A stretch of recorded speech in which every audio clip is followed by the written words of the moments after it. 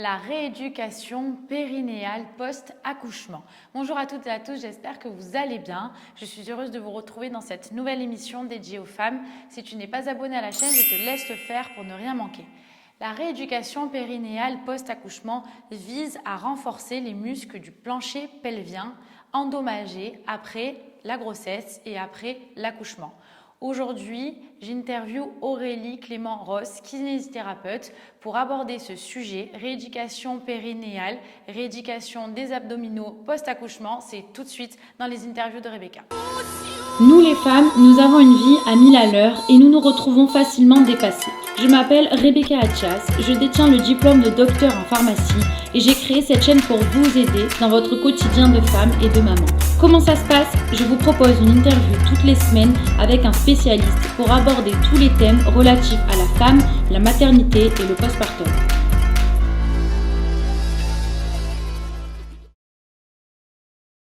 Bonjour Aurélie. Bonjour Rebecca. Merci encore d'avoir accepté de participer à l'émission. On s'est vu la dernière fois pour parler de la bronchiolite et de l'asthme du nourrisson. Je vais quand même te laisser te représenter et ensuite on pourra commencer. Bien sûr. Alors bonjour, je suis Aurélie, donc je suis kinésithérapeute dans le 12e à Marseille. On s'était déjà vu en effet donc, pour la bronchiolite du nourrisson. Là, on va plus parler de la femme et donc essentiellement du périnée parce que je suis spécialisée en rééducation urogynéco au sein du cabinet. Merci beaucoup. Alors, est-ce que tu peux nous faire un petit rappel anatomique du périnée et des abdominaux et nous dire rapidement quelles modifications physiologiques subissent ces muscles pendant la grossesse, s'il te plaît? Oui, bien sûr. Alors, on va le faire en deux parties. D'abord, je vais un peu vous expliquer et après, je vais surtout vous montrer des schémas parce que la partie anatomie, ça peut être très rébarbatif. Donc, avec un schéma, ça sera beaucoup plus simple. Donc déjà, le périnée, avant tout, c'est un muscle, oui. Comme tous les muscles qu'on a dans le corps. Chaque muscle, et ça c'est très important, je préfère le dire dès le départ, est composé de deux types de fibres, ce qu'on appelle les fibres lentes et les fibres rapides. Nous verrons plus tard l'importance de faire la dichotomie entre ces deux fibres, parce que nous, en rééducation, on va faire des exercices en fonction de ça. Okay. Donc le périnée est vraiment un muscle, un ensemble de plusieurs muscles et on appelle ça aussi le plancher pelvien. Parfois on dit périnée ou plancher pelvien.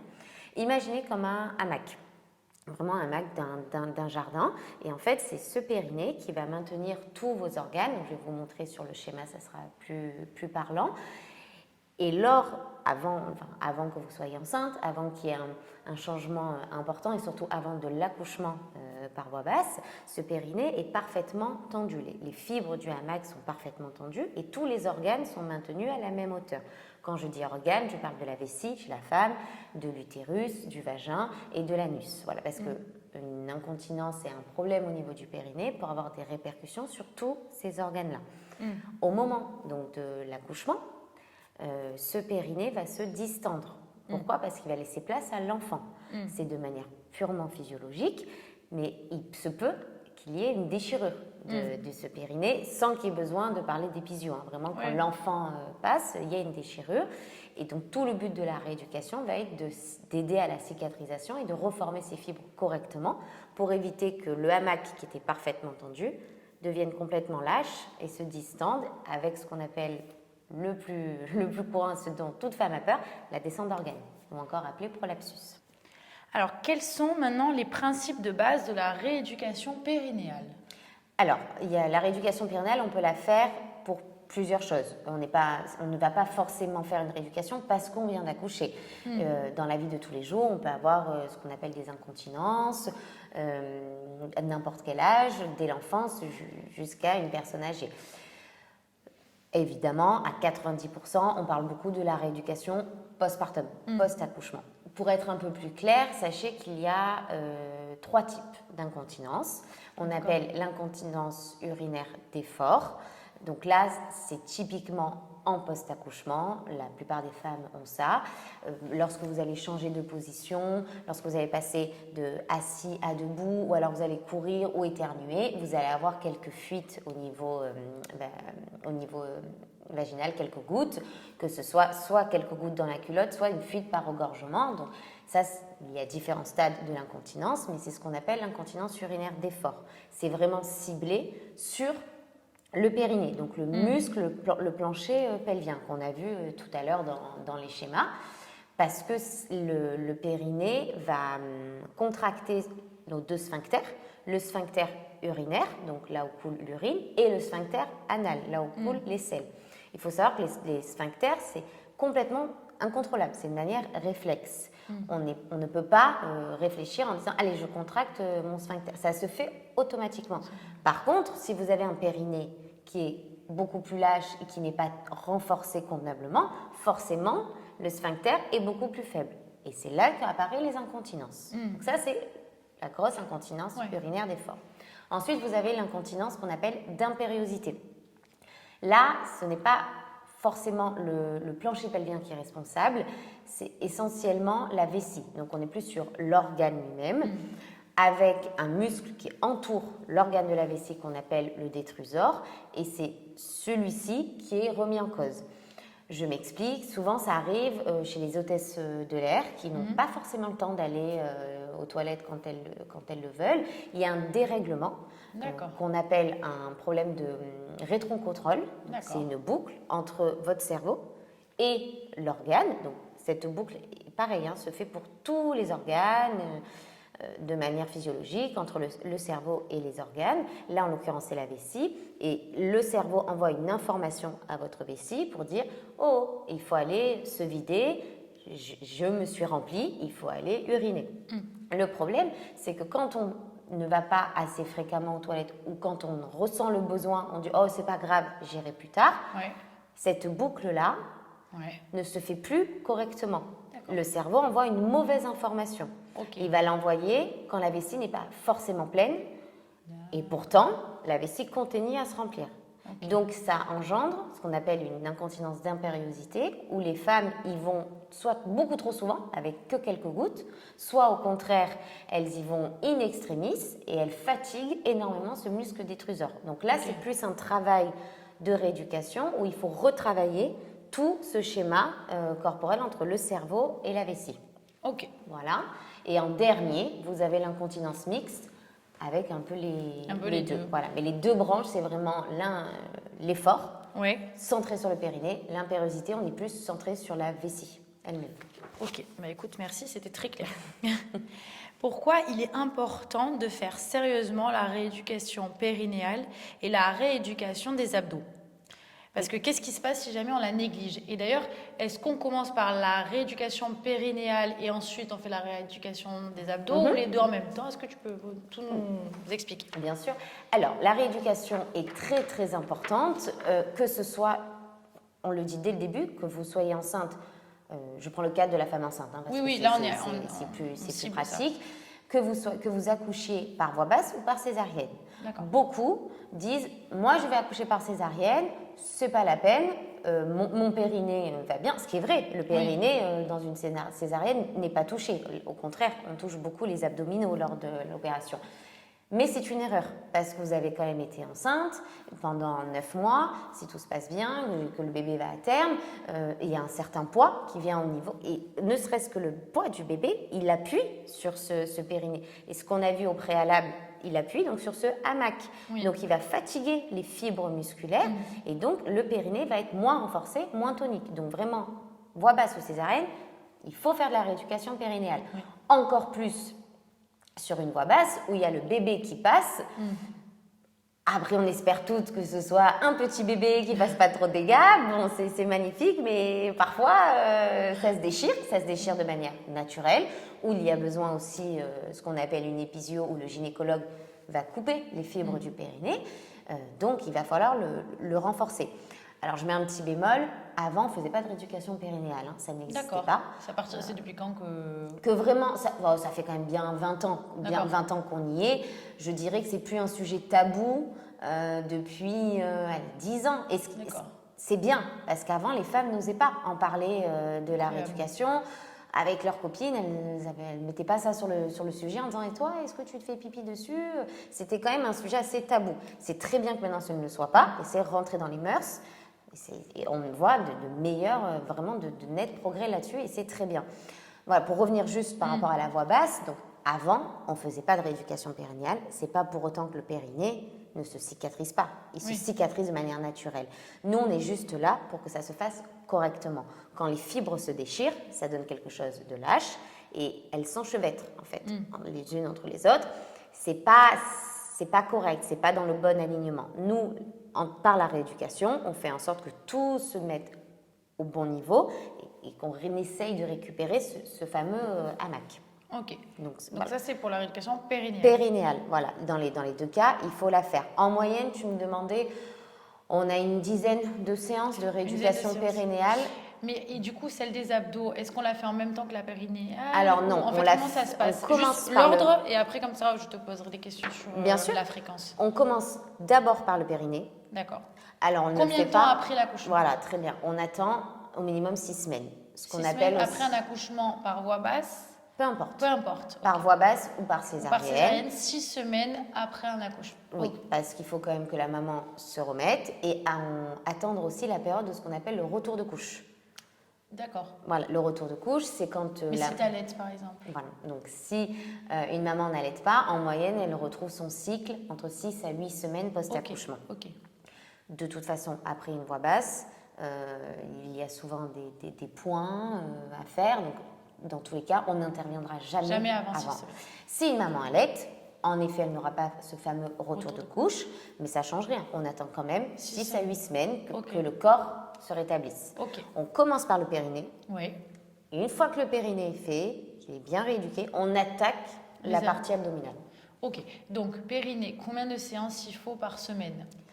Alors, en moyenne, de toute façon, une ordonnance... Normalement, pour bien. Voilà, une ordonnance, c'est en moyenne 10 séances de rééducation périnéale. D'accord. C'est ce qu'on préconise actuellement. Ok. On s'en sort très bien avec 10 séances. Et de toute façon, s'il y a besoin de plus, si le kiné ou la sage-femme établit qu'il en faut plus, on en fera plus. Ok. Par semaine, je dirais 2. Deux Ça ne séances sert de combien à de temps, rien. Une demi-heure. Une C'est une demi-heure. demi-heure. Ça ne sert à rien de se dire allez, je fais vite ma rééducation périnéale, comme ça j'attaque le sport. Non. Pas du tout. Ça ne va rien changer. C'est pas parce que vous allez y aller 5 fois par semaine que le périnée va aller beaucoup mieux. J'insiste, c'est un muscle. Donc c'est exactement la même chose que si vous faites une fracture de la cuisse et que vous avez le muscle de la cuisse, le quadriceps, il y a des délais que vous pouvez pas aller plus vite que la musique. Donc en tant que maman, on est toutes très pressées de reprendre son corps, de reprendre son sport. Ça ne sert à rien d'aller plus vite, mis à part faire des lésions et éventuellement avoir des hernies. Eh oui. Voilà, des hernies inguinales au niveau des abdos. Et donc la rééducation donc des abdos, pareil, c'est combien de... On enchaîne sur environ 10 séances 10 aussi. séances aussi, Ouais. pareil, 2 par semaine ou... Là, on va différer évidemment Ok. entre césarienne et voie basse. Un accouchement par voie basse, on fait la rééducation abdominale. Certaines peuvent largement s'en passer, selon comment la grossesse s'est passée, selon... Peut-être tu conseilles quand même de faire les deux. Moi, je conseille de faire les deux. Ouais, je suis Ne serait-ce que pour au moins donner à la maman une vision de comment rééduquer correctement et de renforcer correctement ses abdos. Ouais. Parce que vous verrez qu'après, quand vous irez en salle de sport, et c'est normal, il y a 20 à 30 clients dans une salle, le prof n'a pas forcément le temps de venir vous faire sentir correctement les abdominaux et comment les contracter. Voilà. Parce qu'on verra dans la démonstration tout à l'heure, tout est basé sur le principe de rééducation abdominale hypopressive. Hypopressive, ça veut bien dire sans pression. Donc les abdos, là, comme des malades à faire les crunchs, pas du tout. C'est pas du tout ce qu'on vous demande. C'est vraiment de la rééducation, du renforcement centré sur la respiration pour ne pas léser les abdominaux. Parce que les abdominaux, quand ils se contractent, ils se plaquent contre les parois de l'abdomen et ils s'enchevêtrent les uns sur les autres. Mais ça, si au préalable, vous ne faites pas la bonne respiration, le bon gainage, qu'est-ce que vous faites? Vous relâchez tout et ça donne en fait un dôme au niveau des abdos. Donc vous êtes plus en train d'étirer que de renforcer. Et c'est ce qu'on appelle aussi le diastasis. Et ouais. Diastasis des abdominaux, c'est qu'ils sont tellement étirés qu'il y a un grand écart. Donc il faut apprendre à le faire correctement. Et du coup, le sport, tu conseilles de le reprendre combien de temps après un accouchement? Pas Donc avant déjà 2 mois. quand la rééducation a été Quand faite. la rééducation est faite, oui, Voilà. tout à fait. Faut vraiment rééducation faite, pas avant. Pas avant, et en moyenne, c'est 6 semaines pour commencer la rééducation, si vous vous sentez en forme de la faire à 6 semaines. Environ 2 séances par semaine. Vous en avez quand même pour un bon mois et demi. Ouais, 2 mois. Il ne faut pas se leurrer, pas avant 2 mois et demi de sport. Alors, quelles sont les techniques utilisées pour renforcer les muscles du plancher pelvien, s'il te plaît? Alors, les techniques, moi je vais parler en tant que kiné. Parce qu'il y a aussi les sages-femmes Voilà. qui peuvent faire Qui peuvent le faire, tout à fait. Je ne veux faire aucun consensus, hein. Il n'y a pas de moins bonne ou meilleure rééducation. Beaucoup d'ailleurs font de la rééducation par la sage-femme parce que c'est la sage-femme qui nous suit pendant la grossesse, donc c'est totalement normal. En tant que kiné, nous, on associe à la fois le travail manuel et le travail par sonde. Là aussi, chaque kiné a sa propre méthode. Moi, je vais vous expliquer comment je fais. C'est pas que c'est la meilleure, c'est comment moi je fais. Voilà. Je préconise en effet de faire les deux parce que j'estime que ça donne une meilleure visibilité sur la tonification du périnée. On commence par un travail donc à travers la sonde. Quand je dis à travers la sonde, beaucoup pensent qu'on branche une sonde, donc c'est une sonde vaginale qui se met dans la paroi du vagin et le kiné s'en va et c'est terminé. Non, la sonde n'est que l'outil. Le kiné va normalement rester avec vous et vous expliquer comment faire les exercices. C'est en 3 étapes. Pour moi, une séance, ça commence par ce qu'on appelle l'électrostimulation. Donc, est-ce que, par exemple, Rebecca, tu as déjà fait des séances, je ne sais pas, de rééducation de la cheville, du genou, voilà, tu sais, les électrodes qu'on met. Quand, en fait, un muscle est complètement au repos et qui manque de tonicité, on utilise l'électrostimulation pour redonner de la contraction à ce muscle. C'est le même principe. L'électrostimulation, c'est la machine qui va renforcer le périnée. C'est très intéressant parce que quand on vous branche dessus, déjà on sent. La première réaction, les femmes disent « Ah, c'est ça la contraction du périnée ?» Parce que c'est hyper dur de savoir si ça se contracte bien ou pas correctement. On ne le voit pas. Donc, il n'y a que ce moyen de dire, OK, ben là au moins, beaucoup nous disent, bon, ben je sais ce que ça fait. Ça, c'est l'électrostimulation. C'est la machine qui travaille pour vous. Ensuite, on va passer en biofeedback. Donc là aussi, dans un deuxième temps, je vous montrerai toutes les photos, c'est un peu plus parlant. Biofeedback, c'est vous qui travaillez. Alors, biofeedback, ça veut dire rétrocontrôle. Donc, nous, les kinés, on va vous mettre des exercices centrés, ce qu'on disait au début, soit sur les fibres lentes, soit sur les fibres rapides. Fibres lentes, tu es ici, les toilettes par exemple sont à 500 mètres, tu n'as pas la nécessité de courir comme une folle pour aller aux toilettes parce que ton sphincter des fibres lentes va se contracter et va maintenir tout le long jusqu'à ce que tu arrives aux toilettes. Ça, c'est les fibres lentes qui prennent ce rôle. Les fibres rapides, le sport. Quand on fait un changement, quand on court, quand on va rattraper le bus à toute vitesse, voilà, là, c'est les fibres rapides. Pour avoir une bonne tonification, il faut renforcer les deux. Donc, nous, on est obligés de centrer des exercices sur les fibres lentes, puis sur les fibres rapides, et ensuite en mixte. Donc, vous allez avoir sur un ordinateur un schéma avec, par exemple, une courbe qui monte et qui reste tout droite. Et là, on va vous dire monter comme Pac-Man. C'est un peu ça. Ça monte à travers la sonde, on contracte et ça maintient, ça maintient, ça maintient. Fibre lente. Fibre rapide, c'est un peu plus comme ça. Et après, c'est en mixte. Ça permet à la patiente de contracter, de voir si le petit bonhomme y monte bien et d'avoir un rétrocontrôle sur le cerveau pour savoir qu'elle contracte correctement. C'est ce qu'on appelle le biofeedback. Voilà, donc stimulation, biofeedback et en dernier, travail manuel.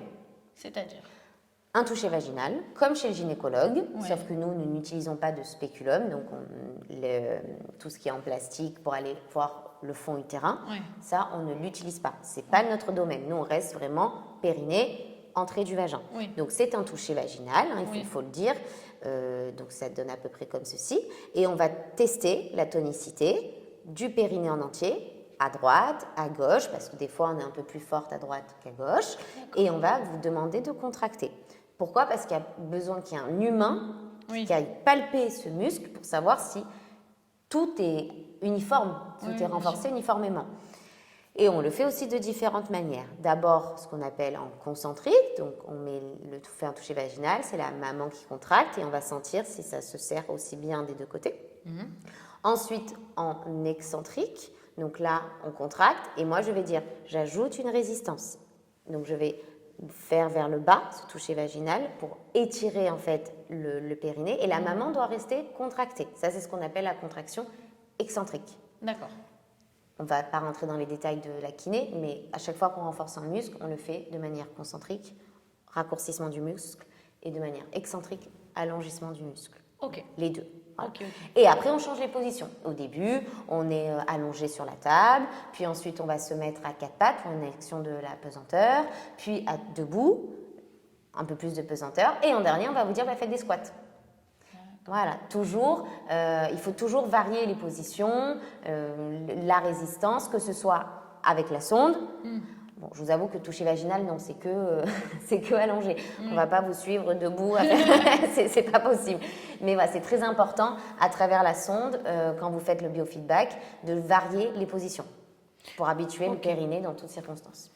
Et la rééducation des abdos, ça se passe comment? Alors, tu vas nous montrer après. Bien sûr, voilà, Mais, je vais vous montrer allongé comment faire les exercices. C'est pareil, on va vous expliquer vraiment comment contracter les abdominaux correctement, sans pression, bien sentir où est-ce que ça se contracte. Parce que les abdos, vous avez d'abord les grands droits qui sont droits et les obliques. D'accord? Et dessous, vous avez ce qu'on appelle le muscle transverse. C'est lui qui est responsable du gainage. Si au préalable, vous ne gainez pas avant de faire un abdominaux, ça ne sert à rien. Il faut absolument que ce transverse soit sollicité, toujours sur le même principe. Transverse sollicité, ça plaque contre la paroi. Par-dessus, vous avez les abdos, et là, ils se contractent les uns sur les autres. Mais si le transverse n'est pas contracté, tout est relâché, ça ne se fait pas dans le bon sens. C'est dangereux. Voilà, exactement. Et on peut avoir des hernies inguinales à ce niveau. Donc, au début, le kiné va mettre la main sur les abdos. Il va dire, voilà, si tu contractes là, tu maintiens. Est-ce que tu sens? Oui. Et ensuite, la maman le fait toute seule. On n'est pas du tout dans une salle de sport à faire des crunchs à répétition. C'est en lenteur, sans pression. Et pareil, ensuite, on change les positions. Sur le dos, sur le côté, sur le ventre, à quatre pattes et debout. Ok. Écoute, merci beaucoup. On va voir ça maintenant en images. Tout à fait. Alors, donc, je vais vous montrer un peu avec des images parce que l'anatomie, sinon, c'est un peu compliqué juste en parlant. Donc, imaginez, là, je vais vous montrer la coupe d'un bassin féminin. Imaginez qu'on m'a coupé dans ce sens. Comme ça, au moins, vous visualisez un petit peu l'axe. Donc, ça donne ceci. Là, vous avez donc la coupe du bassin féminin. Au niveau repère, imaginez que le nombril est à ce niveau. Et là, vous avez la colonne vertébrale avec à la fin le coccyx. En avant, on a ce qu'on appelle l'os pubien ou encore dénommé symphyse pubienne. C'est le promontoire osseux que vous sentez quand vous touchez au niveau de la vessie. Vous tombez sur un promontoire osseux, c'est la symphyse pubienne. En arrière, vous avez la vessie qui se prolonge ensuite par l'urètre, là où coule l'urine. Encore en arrière, au-dessus, vous avez l'utérus, là où se loge l'enfant, qui se prolonge par le vagin, là où nous, on fait la rééducation périnéale. Et en arrière, vous avez le rectum.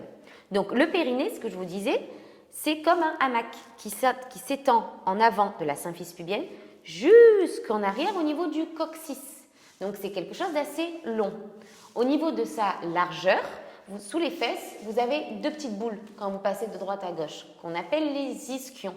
C'est la largeur du périnée. Donc, en somme, le périnée est en forme de losange. Je vais vous montrer une autre coupe pour être un peu plus parlante.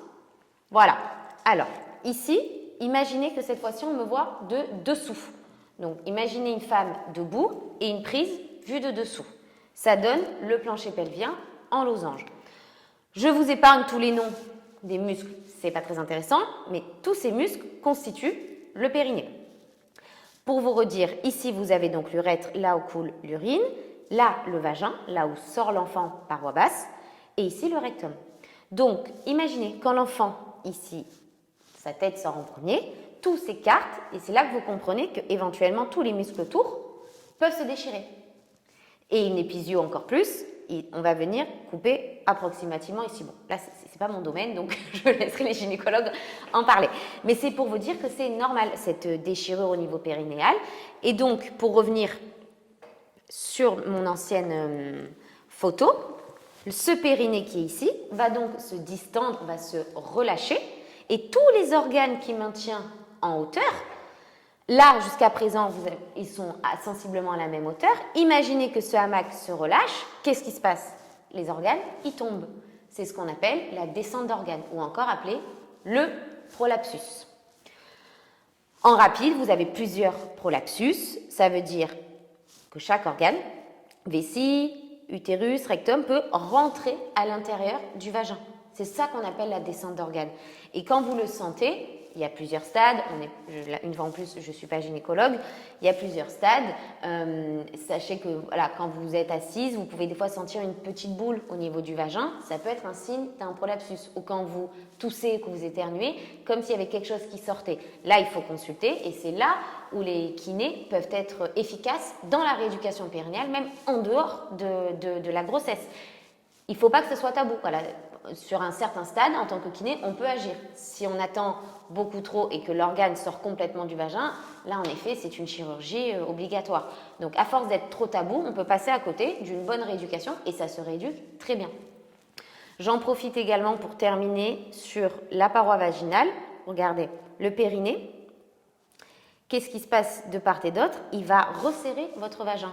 Et ça, c'est la deuxième partie de la rééducation périnale qui est important parce que c'est très bien de la faire pour éviter les fuites, les incontinences, mais il ne faut pas oublier toute la partie sexologie. Et là aussi, il y a beaucoup de femmes qui n'osent pas en parler, mais elles disent c'est plus comme avant, je sens plus, ce qui est quand même assez embêtant.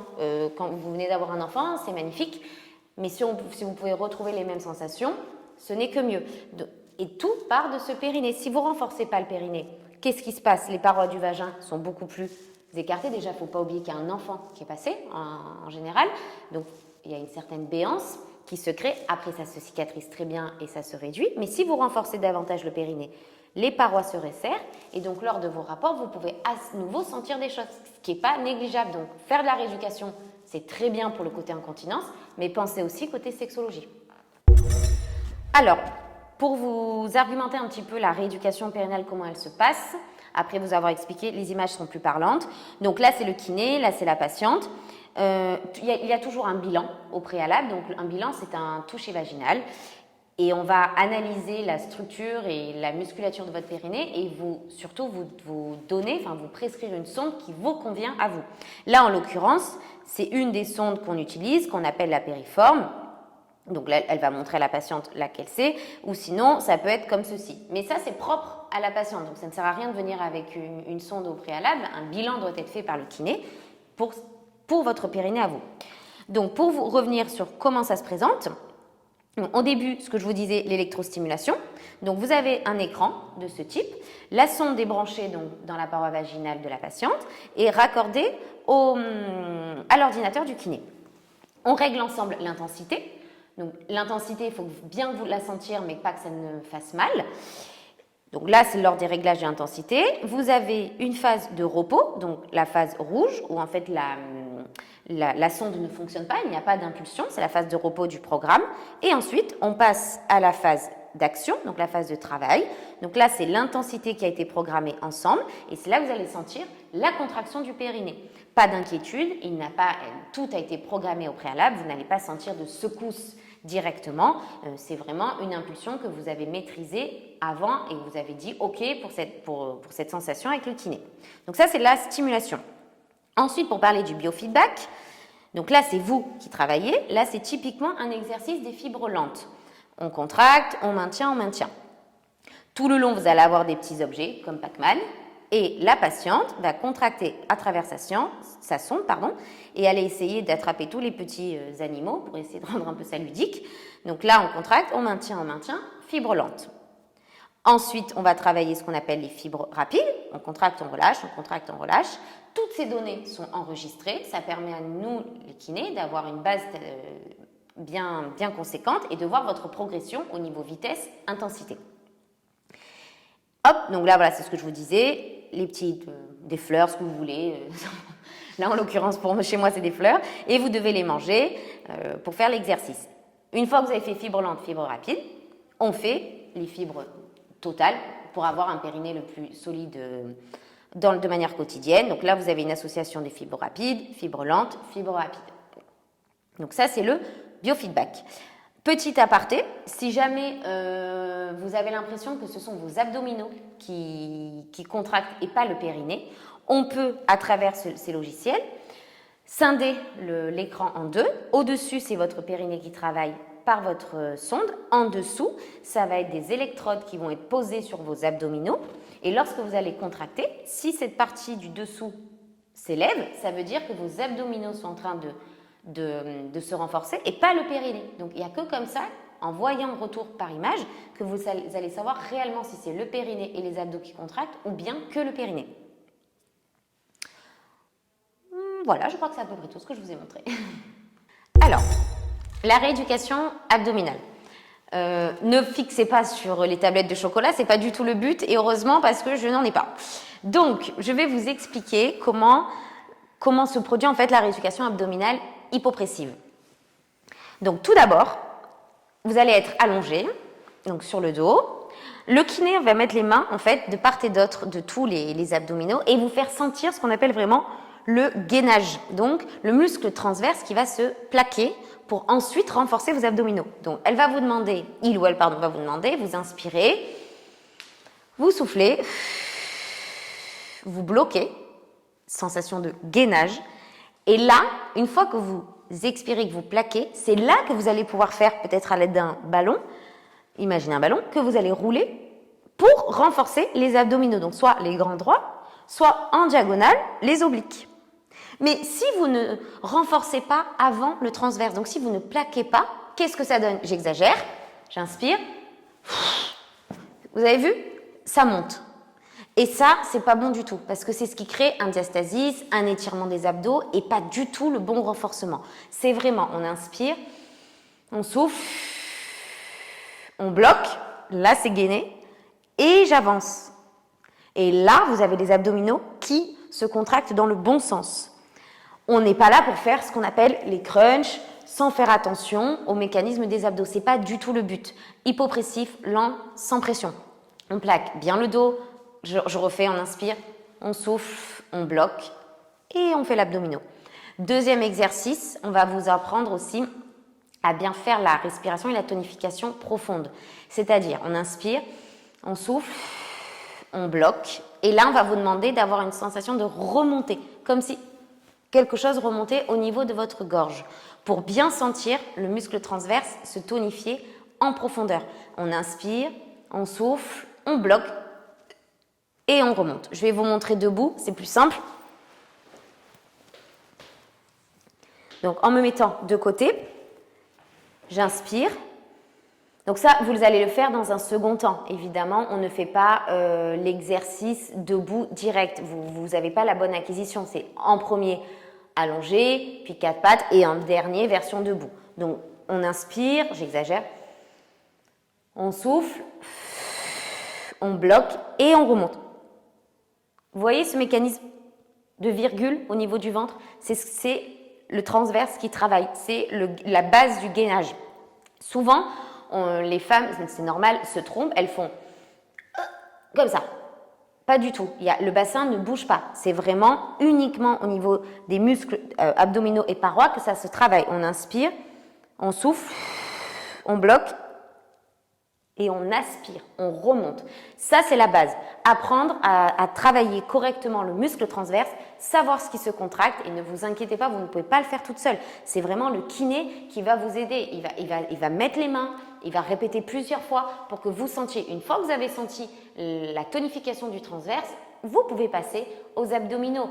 On inspire, on souffle et on fait rouler le ballon de manière sur la ligne droite pour les grands droits, puis sur le côté pour les obliques. Ça, c'est toute la gymnastique hypopressive. On va varier ça avec de la vitesse, avec de la résistance, avec des répétitions et au niveau position. Au début, on va être allongé, puis ensuite on va être sur le côté, puis à quatre pattes et en dernier, debout.